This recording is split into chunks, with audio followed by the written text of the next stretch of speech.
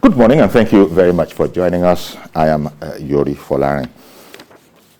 Well, the vaccines have arrived.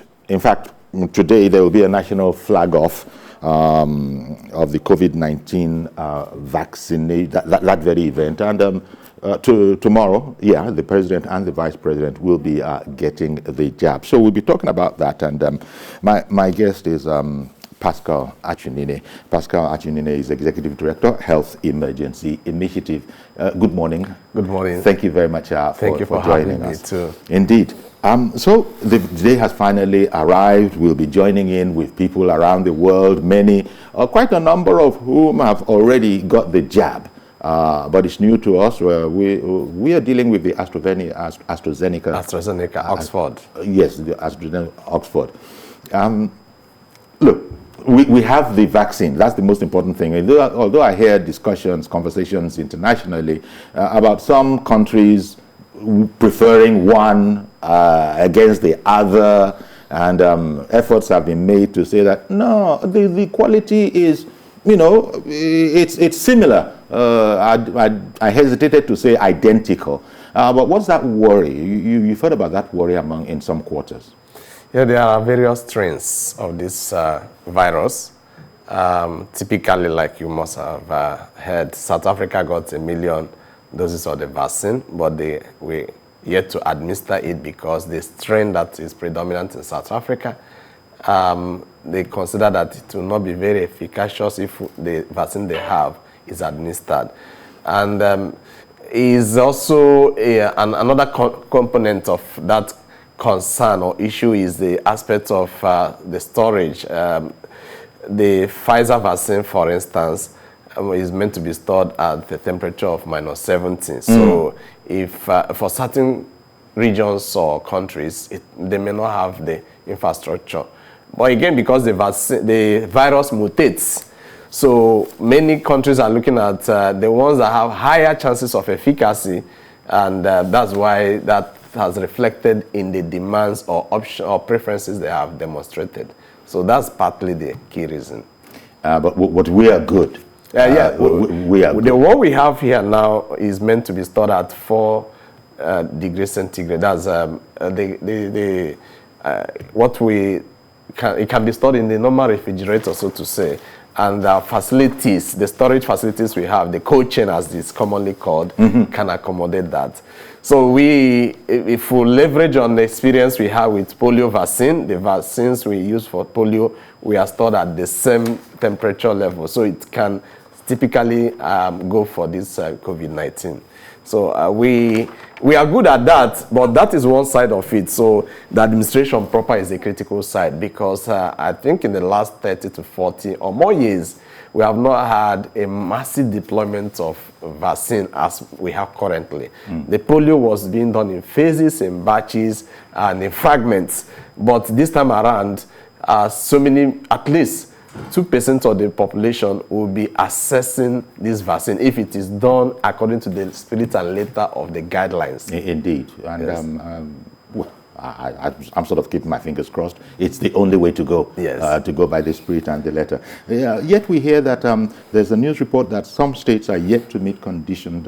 In fact, not so much some states as states yet to meet conditions and won't get COVID-19 vaccines is one headline I'm looking at this morning in the Daily Sun.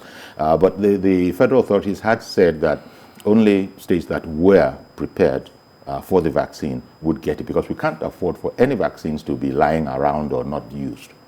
It's critical. It's not something that is meant to be kept in one warehouse for as long as 6 months or so. Actually, the vaccine is coming on the premise that equitable access driven by Gavi and COVAX and then WHO, ensuring that at least 92 countries, low to medium income countries, have access to the vaccine, as opposed to only the very wealthy and powerful countries as cornering all. Yeah. But coming back to the states, we need to see, it's important that every state sit up, every state demonstrate its readiness.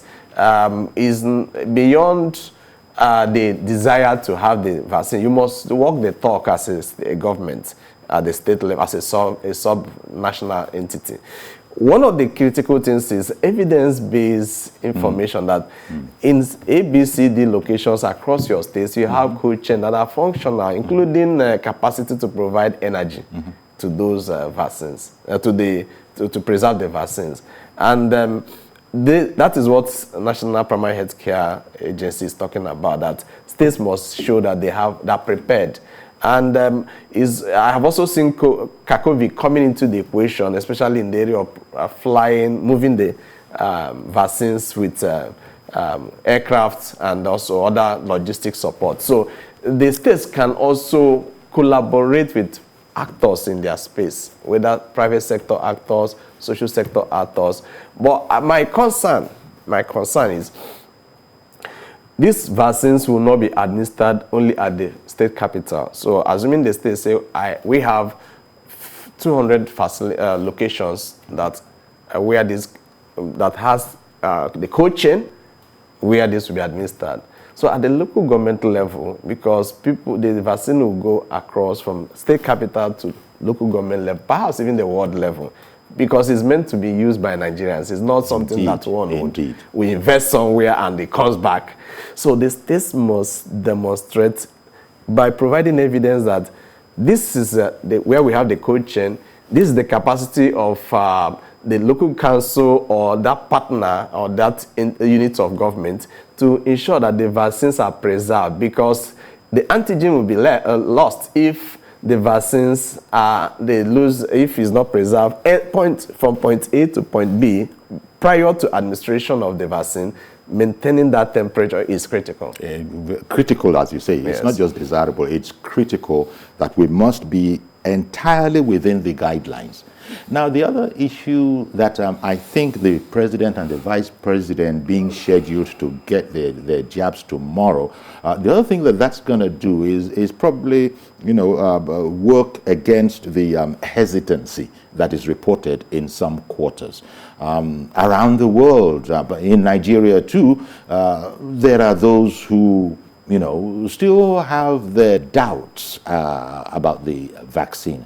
But the responsible thing to do, of course, and I think the overwhelming majority, I don't know if I can say that, the overwhelming majority of people want to get the vaccine. But well, never mind overwhelming majority.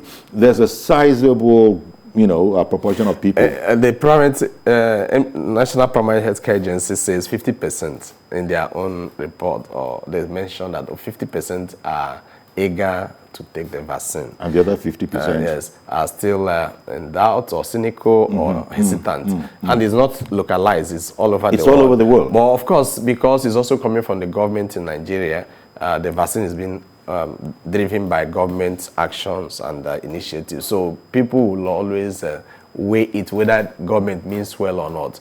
But 2-3 things that is critical. The president and the vice president taking the vaccine reaffirms that Corona is not a scam, coronavirus, as some people say. From what the agency also mentioned, from Monday, governors and others across the state will also take the vaccine to demonstrate that it's real. Exactly. As it's been launched today at National Hospital, some health workers would receive the vaccine. So it reinforces that, yes, this thing is not a gimmick or deceit. It's real. It's for prevention. And we don't expect that everybody will key into it from day one. Even when it was polio or other immunization, there were still persons who were hesitant. So let's engage, make it available for those who are willing and eager to take it. Over time, there's this bandwagon effect. It will rub off on the rest of those of the society who would eventually say, okay, since this is not killing, since it's not translating to some of those fears, conspiracy theorist fears, let's key in. So we don't even have enough in the first place. We have just what can cover only 2% of the population. Our concern is how efficiently and effectively to be deployed on time to also unlock opportunities to get more, because it's not just as you wish. Many have funds and resources to get it across the world, but this is coming to us equitably. But I also want to discuss, make reference to the equitable access to the vaccine. It is one key area the government and stakeholders are being taxed on for people to believe that the process is being conducted in an equitable manner. It was because of equitable access that Nigeria got the quantity. Yes. We need to also make it trickle down. That element of equity need to trickle down. It's critical. When you combine, and I'm coming back to this point, when you combine that with the fact that some Nigerians actually, quote unquote, jumped the gun. They have actually got the vaccine by traveling out to wherever it is. It might be the UK, it might be Saudi Arabia. Mr. Ade in the UK, he calls in and says he has actually got his. And so there are a number of Nigerians, maybe some well, how does one put it? Some British citizens, Nigerian born and resident in Nigeria, but still Dubai, are able to travel US. all over the place. Some of them are reporting that they have got it. So I suppose this cannot hurt. It can only help in terms of what you just said, that we don't even have enough, you know. But then again, people need to understand that it's not every single last citizen that is scheduled to get the vaccine. Minors will not be getting it, right? Yes. Those below 18 years. Anybody below 18 will not be getting it. Because the greatest danger, shall we say, is in the senior category. Yes. You know, the senior citizens. For senior citizens. What age cutoff are we talking about there? And what's the age floor for that definition, senior citizens? What's the age floor? 70. But the plan, the trajectory from the agency is that there will be 4 phases. This very one will apply to those that are, besides the critical frontline health workers, strategic leaders, and others as captured. They also have a plan to accommodate those that are 50 years and above. Preference will still not be given those that are 60 and above. So let's even say that the senior citizens in this case is now 60 and above. So that's for phase 1. So phase 2 will accommodate those that are between 18 and those that are above 50, above 40, between 18 and 49, but they have pre-existing conditions. The last phase will not be those that do not have all those conditions, but they are between 18 and 49. So we could limit this to 60 years and above. And they are more vulnerable because as one is growing older, there are medical conditions that one contends with, and if one is exposed to the COVID-19, the chances of death is higher than for those who are younger. And I think it also needs to be said, thank you for sort of jogging my memory with some of the things you said. The fact that one has got the jab, we are told, does not mean that you can let down your guard. In fact, doctors don't actually know if if as a result of the vaccine you now are unable to transmit it. Doctors that we speak with say they're not about to go that far, but quite frankly they don't know. So in other words, you get the vaccine, you still have to be masking up, you still have to be keeping the social distancing, you still have to be doing everything, you still have to be washing your hands frequently, you still have to be avoiding crowds, or do you see it differently? The clinical trials conducted across the various vaccines, there are 4 major ones and there are many more others that have emerged. It clearly points to 95, 94, some are even 70% efficacy. So it means that there is a margin of error. There is a likelihood that out of 100 people, 5 people may be reinfected even though they took the vaccine. So it's important to have that at the back of the mind of everybody. But for us listeners in Nigeria or viewers, it's important to know that the likelihood of this vaccine getting to the grassroots and to everyone may not happen earlier than 60 days from now. So we need to observe those non-pharmaceutical protocols. I heard Dr. Yakubu of NCDC reminding Nigerians that it's not yet Eldorado, so everybody needs to still mask up, observe the normal social distance. And there have been reported cases in other parts of the world. Even though they received the vaccine, they got infected again. Yes. So, but it's not in the majority. It so we must be deliberate and intentional about observing those protocols, even though one has taken the first and second doses of the vaccine, is important. Yes, because people who have been cleared of COVID-19, we're not even talking about the vaccine now. Yes. People who got the virus, were infected, and were treated, and were clear, have also declared negative. Been declared negative is the proper way to say it. Have later on, in a very, very few cases, got reinfected. Got reinfected. Yes. So it's like and it mutates. You know, the virus mutates. So the vaccine came just 9 months or so after the pandemic got across the world. So it means that more scientific work is still ongoing to have a better grasp of it. So this is just worse than watching the world economy shut down. Exactly. Let's have something which is at 75 or 95, as the case may be. That's some good, indeed, percentage. Indeed, it certainly beats just sitting down there and twiddling our thumbs. Yes. And that is part. This last point you've just mentioned is part of what some people are, apprehensive about. That vaccines usually take decades. Yes. 5-10 years or more. And here we are. We're talking about the world now. The world now says it's come up with this anti-COVID vaccine. Based on that's not the way it works in science. This makes some people apprehensive. But of course, I've heard among other explanations that, well, the big difference is that this time the whole world is affected by this. So all resources everywhere, anywhere in the world were very unusually, concentrated on this particular subject matter. Is that, can one go with that? I could say that there was a paradigm shift also in vaccine.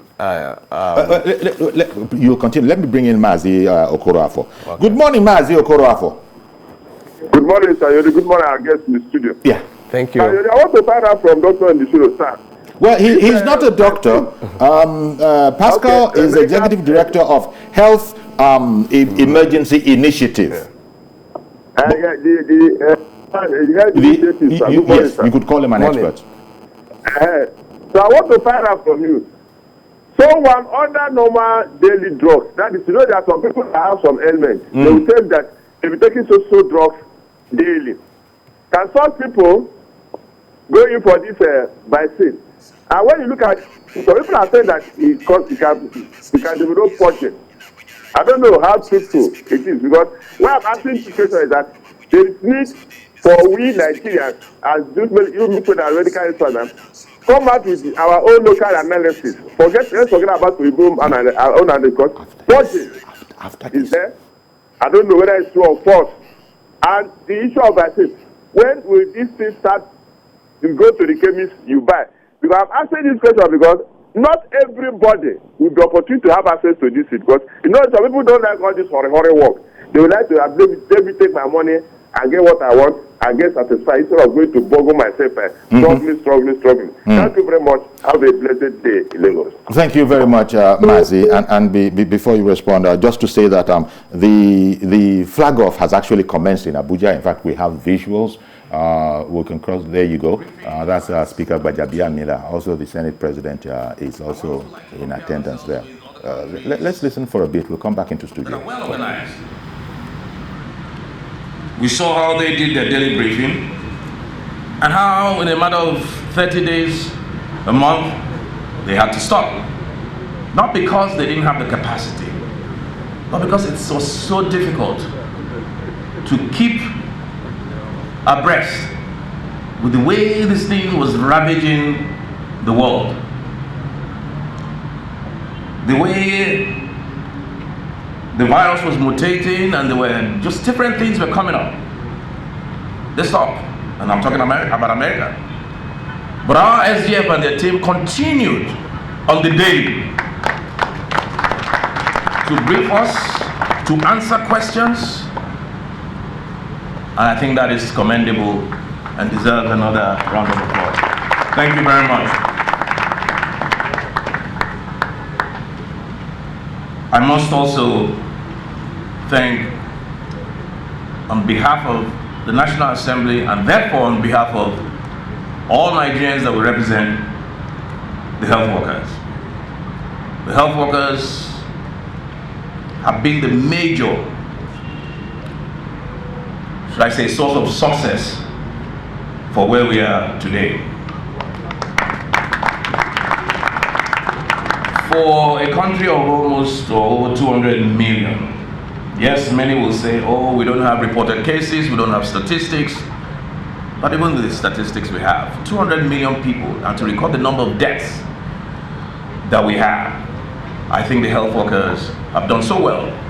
They put their lives on the line, and they have manifested what it is to be a true Nigerian. The can-do spirit that many of us often forget that we have in this country. And I think they deserve even a bigger round of applause.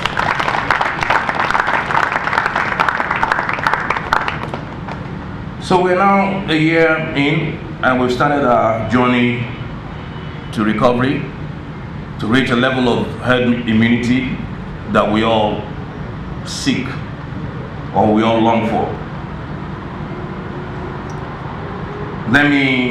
In this journey, let me very quickly preempt our journalists. We're a country of 200 million people or thereabout. Whilst I expect the journalists and the press to continue to play their very important role of checks and balances, I want to please implore and charge and ask that we do it with a sense of responsibility in our reporting and not give to unfounded rumors.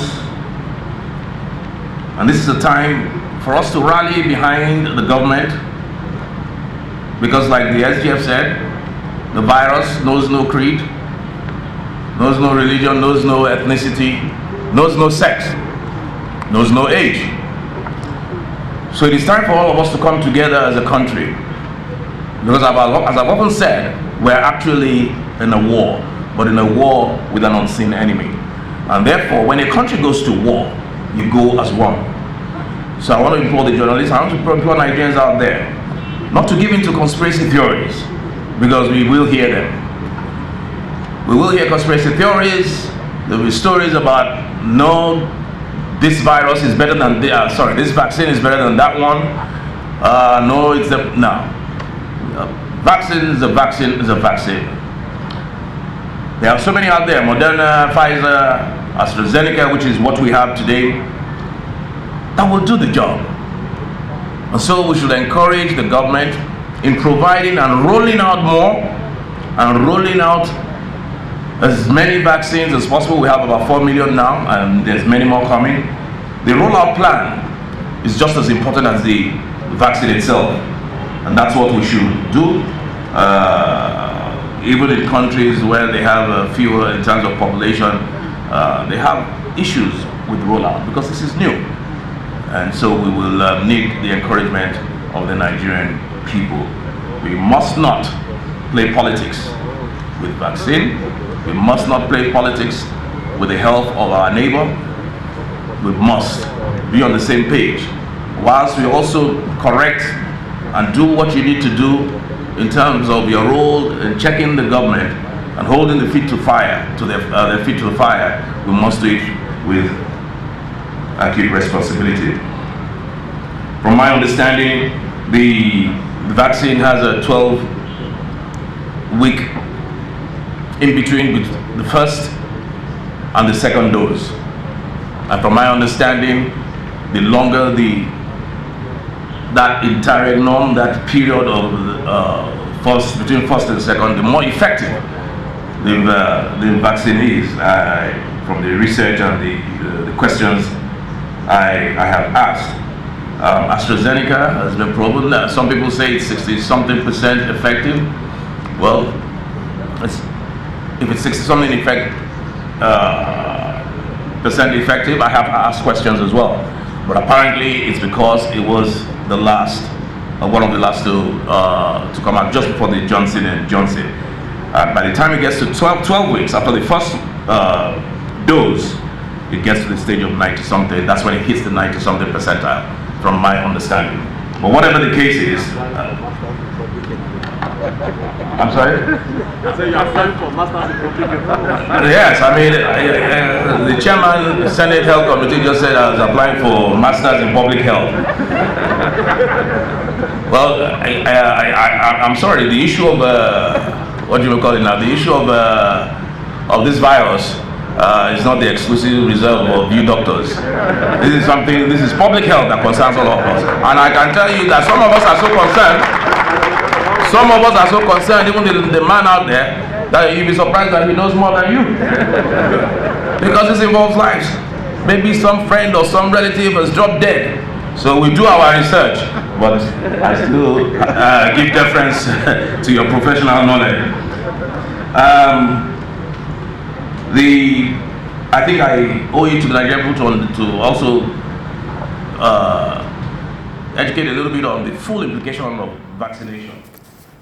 Okay then, so that's the launch going on there, the flag off, shall we say, live in Abuja. Speaker Gbajabiamila there, and that's the plan. The president, vice president tomorrow, and then by Monday, the Federal Executive Council will also get their jab. All of this is to, just show all of us that this is the way to go, this is the thing to do.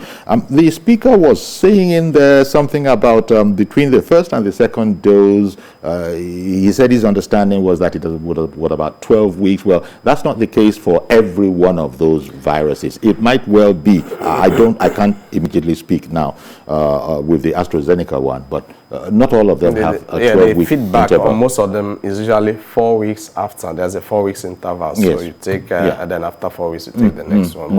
But we'll conduct further research to be sure about this. Yes, no doubt what that will be clarified. But as is shown by all these public people going in there, that's the way to go at the end of the day, right? Yeah, the visibility, the formal launch or kickoff, flag off, is to ensure that it is in the public domain. It is in the minds in our consciousness. of people. Yes. So that is important. It's very important. Many are still cynical about it, and so knowing that even though those who play certain roles in the public space are expressing their believe in this and that they go all the lengths to get vaccinated, it means that we should embrace it and let it be out there. And there will also be, it's important that sensitization, enlightenment, advocacy, and engagement will not stop at it, because many are still They're fearful. Are fearful, not because of the side effects, but because of the conspiracy theory, and because it's coming from government. So we'll continue to see, and so the engagement, the sensitization will not only be limited to what officials from the government send out. They can potentially identify those partners, social sector entities that when this communication go to the public through them, more people would feel more committed. They believe it more. Okay. So just to complement, because governance is not only about only those in government. So there are other actors that complement what the government do. So I suggest and advocate strongly that government, even in communicating, will identify those who can further propagate it in such ways and language that does not typically sound government. I hear you. The Speaker Gbajabiamila there, fittingly paying tribute to the health workers. They are the first line, and they lived on a heroic job, and rightly he was commending them. Really, so it's going on live. This is where we're going to have to leave it. I want to thank you very much, Pascal. Mr. Achunine is the Executive Director of Health Emergency Initiative. Thank you very much for coming on. Absolutely, my pleasure. Thank you once again for having me. All right, then. So stay with us, please. We'll be right back. Welcome back, and today it's like a big day in the sense that it's our flag off day, the national flag off for COVID-19 vaccination. The ceremony you saw in the first half of the program is actually live. Dignitaries are speaking. The president and the vice president are expected to be getting their jabs tomorrow, joining with brother heads of government all over the world that indeed have done this already. And the whole idea of them taking this publicly is to, further encourage all of us, to lead by example and also show that there should be no misgivings about this. And then the plan, is that by Monday, the Federal Executive Council should also be getting the shots. I don't know when the governors themselves are scheduled, but you can see the pattern. It's all about all, political leaders, society leaders will be getting theirs. But there's still a relatively, small set of those that will be getting their vaccines immediately, because the frontline workers, the health workers, up and down the land, as we've already heard, shall be getting the vaccine, and then, other vulnerable types. In this regard, calling on our friend of the House, Dr. Boyle. Dr. Boyle, public health expert. Good morning, sir. Thank you for making time for us again this morning. Good morning. Good morning, Mr. Yori. All right, then. Great to be here with you. Indeed. Dr. Boyle, are you also standing by, like most people in the medical field, for your turn at the jab? To start from there. Yes, I've already gone online and I've booked due for May 12th, 8 a.m. And I know where I'm going to have my vaccine, because the link is so clear. You can know the place, you can know the time, and you can get it. So I've already gone through the link, and the link has given me a day and a time. So that's important information that you've just given us there, that actually people can actually start the process themselves online. Did I get you properly? Yes, because you don't even need to know anybody. You don't need to know anybody. Just put your name. It will ask you for your age. It will ask you for your ID. Are you using a driver's license, international passport, or something? It will get your ID. Then it will ask you to drop your photograph, either passport, or you take it by yourself and put it there. Then your local government area, where do you live? Then to capture where you live so that you can get a place to get a vaccine that is close to where you live. So it's very, very straightforward. Okay. You can get all these things done in 5 minutes. Okay, exactly. Okay, now to clear up something that Speaker Bajabia Miller dropped about between the first and second dose, what's the time? He said something like 12 weeks, but not all of them, if indeed he was accurate, not all of them are 12 weeks. With AstraZeneca, yeah, some are 3 weeks. Some are 3 weeks. Because we are not very sure. We know it's AstraZeneca that they are giving us, but the government has not come out very clearly to state the ones we are receiving here, the duration between the first dose and the second dose. Even in some countries in the world, after the first dose, sometimes it takes a long time for the second dose to arrive. So what you should be looking at now is to encourage you to go for even the first dose. That first dose in itself can bring about a change. So it's good that you go for even the first dose. The second dose, the government will let us know when to be ready. And it's when you take the first dose that you can get booked for the second dose. Oh, okay. So instead of getting ourselves worried about when the second dose will be, just go for your first dose. At least you know you have taken the first dose and you're a bit safe. But you're better off after the second dose. Okay. One moment, Doctor, because Mr. Yakubu has called in. Good morning, Mr. Yakubu. Thank you very much. Standing by for your jab as soon as possible? Thank you, sir. Usually, I agree with Dr. Boyle, because I just finished my own registration online. It's very, very simple, very simple and straight. In fact, you can even help someone that does not have an Android phone or your relative and all that, because when you complete the form online, there's a space there that will ask you if you really want to help someone. And then immediately you click that very particular place, it will take you to another channel that you're filling up all the person's data again. If you finish data again, it will still ask you, do you still want to help someone? You get it? So, in order for us, the federal government have done well in concerning this very particular one, because a lot of people, the market woman, the Okada rider, and all that, they don't have time. But if you are staying together with such person, or you have oldest woman or mother, father at home, that they cannot be able to operate this, you can help them as well. Quickly, Chifiori, let me just say this because it's very, very important. You see, I watched former Senator Dino Melaye, if I can mention his name.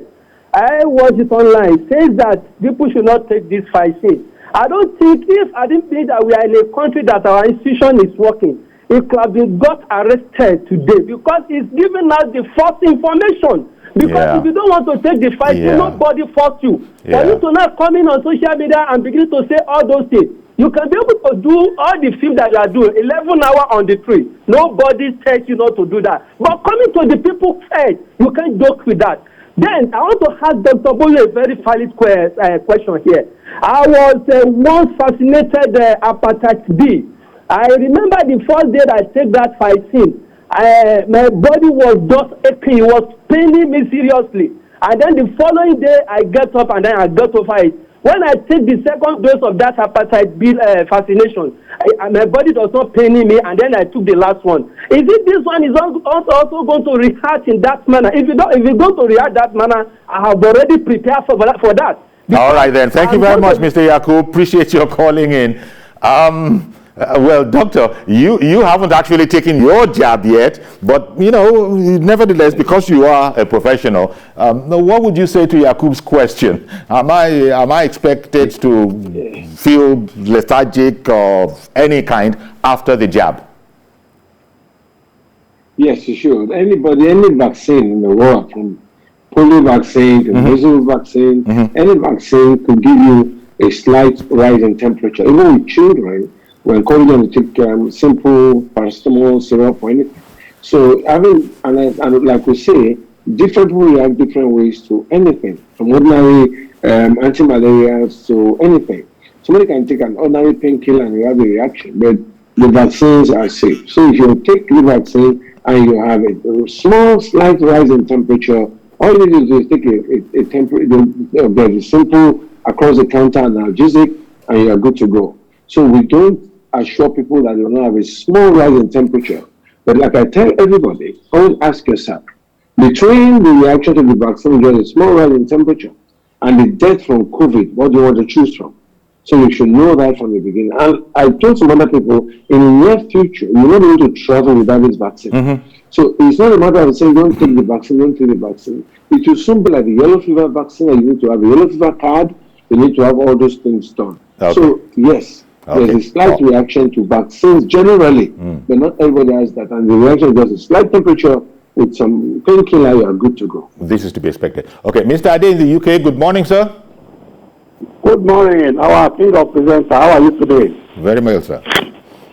Okay, let me talk about this vaccine, because like I said, I've taken my own. When I went to my clinic to take it, they will give you a form to fill. You fill the form, and they will ask if you have allergy to anything. Those who have allergy are the only one that can worry a bit. But apart from that, no matter what your sickness, you'll be okay to go. And when they administer that vaccine to you, for you, and they will tell you 2 days after you are going to have temperature, just take Panadol and you'll be okay. For me, I don't have any temperature after 2 days. Some have. So it's a good vaccine. Let my people take it. There's no alternative than this vaccine. This doctor is on point. It's very correct. So you will have temperature. Some might not even have at all. So that's what I want to contribute. And let the king of Peru go and take his vaccine. Fill the form. Thank you very much for calling in. So, evidently, doctor, not everybody is going to be able to get the vaccine. We have just 4 million of those vaccines, and that's it's a really tiny. 4 million, 3.92 something. 3.92 million. Yes, exactly. About 4 million. Yeah, but we've got to start somewhere. It doesn't even nearly reach us, as we say locally, but we've got to start somewhere. Yeah, but it's reaching us because at the end of the day, you are already having conspiracy theorists already saying you don't need to take the vaccine. So the first thing the government to convince people, in fact, somebody called me today, now why are we taking vaccine from India? Now, India is suspicious. And I told the person, AstraZeneca they have a plant in India. The fact that it's coming from India is not because it's made in India. The fact it's coming from India is that most of the vaccine manufacturers in Europe, their hands are full. And so they're using their plants in other parts of the world to produce this vaccine according to the standard specification. Yeah. And we have NAFDAC here too that qualifies. So this, like I give you an example of the car, the brand Toyota. It's not produced in Japan. Some of them are produced in South Africa. Some of them are produced in India. So when these vaccines are coming from India, it's not because the Indians produce the vaccine. It's because it's under AstraZeneca that is doing it. So they're only using the plants in India to produce the vaccines and bring them back to them because Europe is full. You can't believe it that some countries in Europe cannot get the vaccines because they've been booked out and paid for. Some countries are not even very angry in Europe. So the factories have worked, so they move production outside Europe so that other factories can be working and producing the vaccine. Okay, Doctor. Good morning, Mr. George, and thank you for holding on. Good morning, Uncle Yeri. Good morning, sir. Uncle Yeri, I am concerned about the mode of distribution. From what I heard, after the president and the vice council of ministers, that's how it will go down the line. Governors, commissioners will come. After that, local governments will follow. After that, and all that. We have medical workers, Uncle Yeri, who are the ones treating people. I remember the Lagos State Commissioner for Health himself contracted this disease in the process of doing, this job of healing people. Let those who are at the forefront in this thing be given the vaccines first. We are more than 200 million in this country. If we have only 4 million and you line up all the political leaders to come and take their own first, which one will remain for the medical workers before it? Look at Dr. Boyle now. He said he booked and this is just early March and he's been booked for May. It's too long.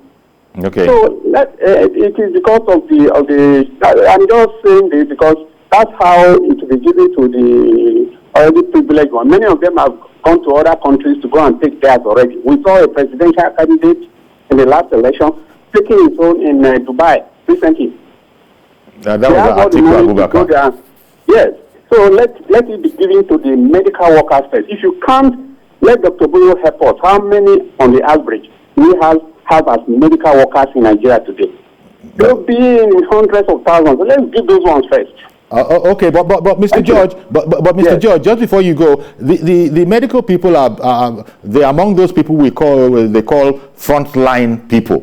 So these ones are automatically first charge. But they have not been brought into the forefront now. What I'm saying is, I understand the ministers and commissioners. Yeah, the ceremonial. Okay. In other countries where these things were produced, they were given first. Look at the US. Right. A popular pop star who donated hundreds of millions of dollars towards the production of the vaccine. When the thing came out, she waited for her turn. It was only 2 days ago she was given the vaccine, and people were praising her for it. The principle of it. The people that produced it. I hear you. Thank you very much. That's the point I'm making. Thank you very much for the point. And the point that you made in going away there, it reminds me of the other point written in the news. I think the queen, some princesses, daughters of the former king of Spain, they actually have got the vaccine for visiting their father in the UK. And there's a howl of outrage about that people, they were getting it, they didn't do what Mr. George had just said, that people should just be on the queue, wait for their turn, and not do this thing. But Dr. Boyle, I don't know how you would, what comments you have on the points of Mr. George there? There's already a very clear-cut arrangement. All the politicians in this country are not up to 1 million. So no matter how we do it, the first thing is that the one for the politicians are not being given as politicians. They're going to be because they're also exposed people.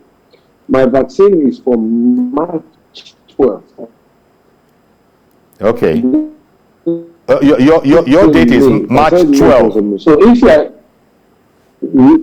next week Friday. Oh, okay. You know, and the launching is today. And it depends on when you go and apply. So it's good to apply early. And another 60 million is coming soon. At the end of the day, we are going to get, and these things are free. So the first thing really is that will people even take these vaccines? Because one thing they say they are going to give to chairmen, local government politicians, yes. But at the end of the day, our biggest problem in this country is getting people to believe in government. So going back to it, there's already a strategy. Everybody in the isolation center is going to get vaccinated on this 4 million. Okay. All health workers in Nigeria are targeted to vaccine on this 4 million.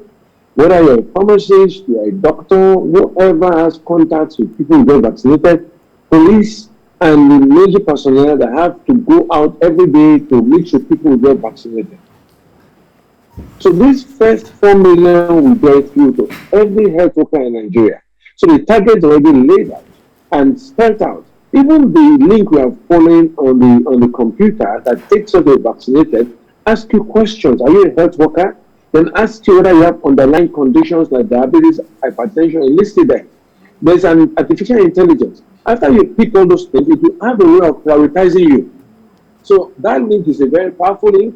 Government should be commended for that link, because that link, once you write the things there and say you are a health worker, where you work, who are you, a doctor, pharmacist, nurse, and if you link you there, then you ask you your age.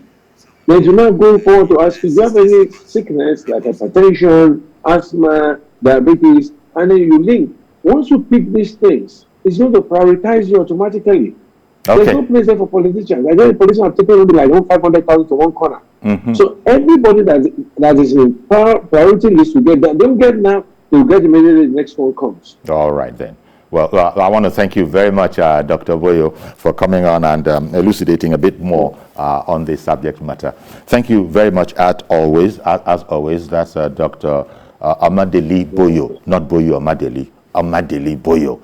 Thank you. Thank you very much, Doctor, for making time for us. Okay, I appreciate it. Okay, and that's our program really for this week. We've flagged it off. We're joining the Committee of Nations where that have got the jab. Thank God for that. Do everything you can, please, over the weekend to just be anti-COVID compliant. You know how it goes. Wash hands, mask up, maintain social distancing. Don't go into crowds unnecessarily, and all will be well. I'm Yori Falani. Have a great weekend. Bye-bye for now.